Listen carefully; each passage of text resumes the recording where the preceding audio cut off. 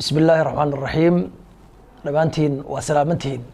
sanadihii ugu dambeeyay waxa soo xoogeysanayay suuqa Soomaalida akhriska iyo qoraalka laga soo bilaabo 2010 wixii ka dambeeyay waxa Soomaalida ka hana qaaday goroyaal akhris maktabado iyo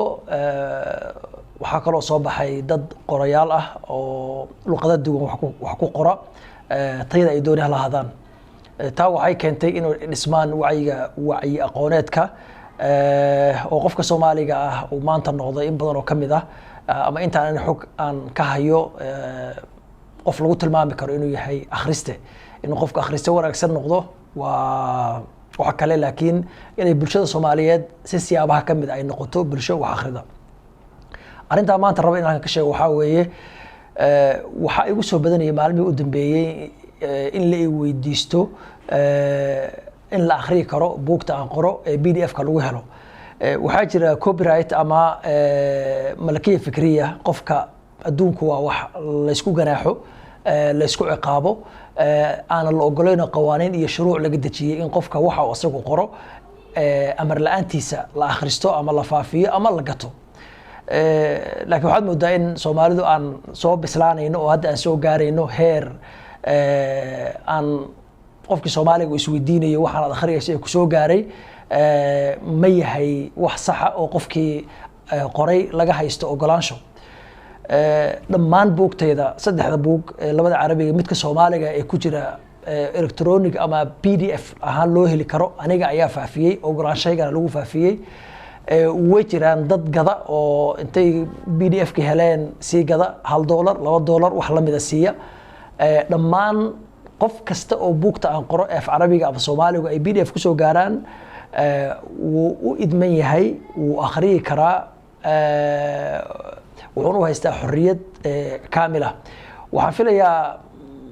waxa in buugta la akhriyo runtii ama buugta gaar ahaan buuga guure uu soo kaco waxa sabab u aan filayaa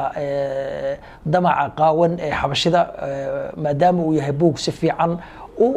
u dhigaya oo uga sheekeynaya loolanka iyo damaca dhul balaarsiga ee Abasiiniya aan weligii isdhimin inkastoo Soomaalidu ay dhahaan waa walaalo waa daris waa dad wanaagsan laakiin damaca Abasiiniya inay Soomaalida qaataan dhulkooda dhacaan dadkoodana ay u aqoonsadaan dad aan dhul lahayn weligiis ba bedelayo taas laga yaabaa inay suuqa guure mar labaad dib u soo celisay laakiin asaga iyo buugta la midka ah af Carabiga ah Soomaali zawaaya غير محكية جنوبا ما وراء سفانا iyo guure oo saddexduba PDF lagu heli karo waa qof kasta oo Soomaali ah waa u madax banaan yahay sideedaba aniga qadiyadan aaminsanahay jirto waa in aan la silcadaynin ama la ganacsiyeynin adam tasliic al macrifa af Carabi lagu dhahaa inaan qofkii aqoontii laga dhigin wax la ganacsiyeeyo oo qofkii uu ka faa'iido buug kasta oo qoran insha Allah markuu soo baxo muddo yar kadib waxa lagu heli doonaa PDF taa waxa sabab u ah marka koobaad in aniga weligay waxbarasho intaan dhiganay aan lacag dhiga qaadin oo dad muxsiniin iyo dad muslimiin iyo Soomaali ay waxbarashada bixinayeen talabaadna inaan ahaa nin agoon ah oo nolol adag ku soo koray oo fahmi kara qofku inuu wax u baahan yahay waayo saadarteed buug kasta oo qoray insha Allah PDF ayaa laga dhigi doonaa waliba markuu soo baxo muddo yar kadib qof kasta oo helana waa u madax banaan yahay oo akhri kara anoo adigu farxsan qofkii si gadanay xataa waa runtii waan u fasaxayna waan u banaynayna qofkii suuq ku helaya gadan kara waa gadan kartaan oo maasantiin